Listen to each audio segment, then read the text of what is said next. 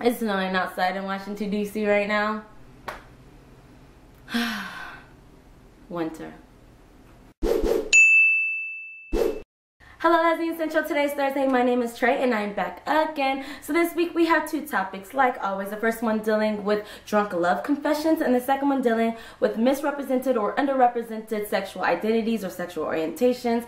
And since I've decided already that people were probably going to do the drunk love confessions, I pre-recorded this so I really don't know what they're doing.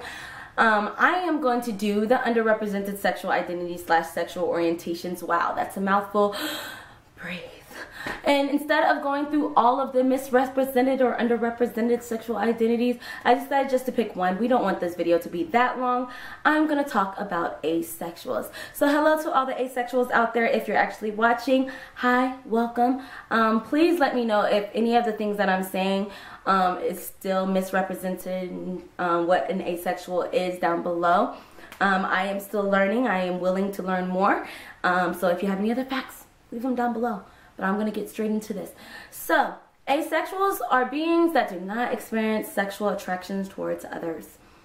And that's not to be confused with celibacy, where they abstain from having sex with others. Asexuals just don't feel the need to have sex with other people at all. I think a common myth with asexuals is that they just don't want to be in relationships at all, and that they are completely and forever team forever alone, which is not true. Asexuals people still have the emotional needs as anyone else. They want to be in relationships, they want to experience love, most of them, I'm not going to say all of them, but they want to experience love, but they just don't feel like the sex has to be a part of it. And so they do get in relationships whether they're with asexual people, other asexual people, or sexual people. And so those relationships deal with just as much as anything else, all the other relationships in the world deal with, which is communication and getting along and love and finding out each other and understanding each other. And I think the biggest thing about the relationships when you're dealing with an asexual or you're in a relationship with an asexual is communication, to see what they're actually what kind of asexual they are, because there are different kinds. There are asexuals who have actually had sex with people in the past, either to fulfill that partner's needs or just to see what it's like or just to do it, just something to do. There are asexuals who just do it just to do it. And then there are some that actually masturbate because they do feel the sexual arousal and they masturbate, but they don't feel the need to add someone into that little sex session with them. And then there are other people who just don't want to do it. They just don't understand the idea of it. They believe it's disgusting or that kind of thing. There are different kind of asexuals out there, so you have to actually figure out which one, which asexual you're with if you're in a relationship with them, or just do your research, girl or boy or whatever. Just do your research. Don't really go out and ask them what kind of asexual are you and all that, because you know, no one actually likes to be asked those kind of questions. But anyways, back to the subject. So many asexual people do experience attraction to others.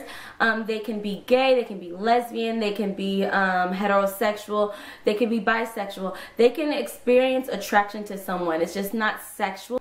For the most part, when dealing with asexuals, they're not like how some people say they were straight one day and then they automatically realized they were gay one day. Asexuals, for the most part, are asexual for their whole lives. And that's something that can't be changed. And some do try to work on it. Some do go to a sex therapist about it. Some do go to different therapists to try to figure out why they are and try to change it, or try to just better their relationships with someone who is a sexual being. Kind of try to become more of a sexual person for that person. But there are a small amount of people who actually feel like they had asexual periods where they were trying to figure out their sexual orientation, where they were still kind of questioning what they were and trying to figure out, so they weren't really being sexual beings at the time. And so they had these short periods of being asexual, and they believed that they were asexual for this certain amount of time. But for the most part, yeah, everyone is asexual from puberty to one end.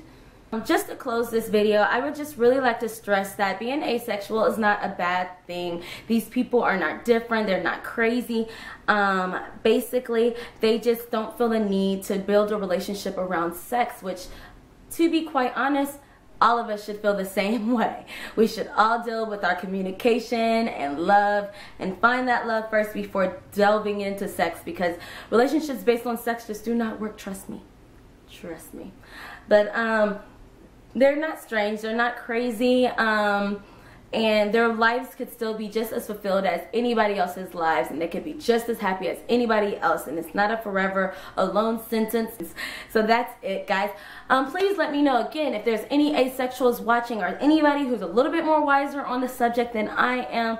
Please write about your experience with an asexual, or if you are an asexual, and what are the things that some people misrepresent about that identity down below. If you have any topic suggestions, please put that down below.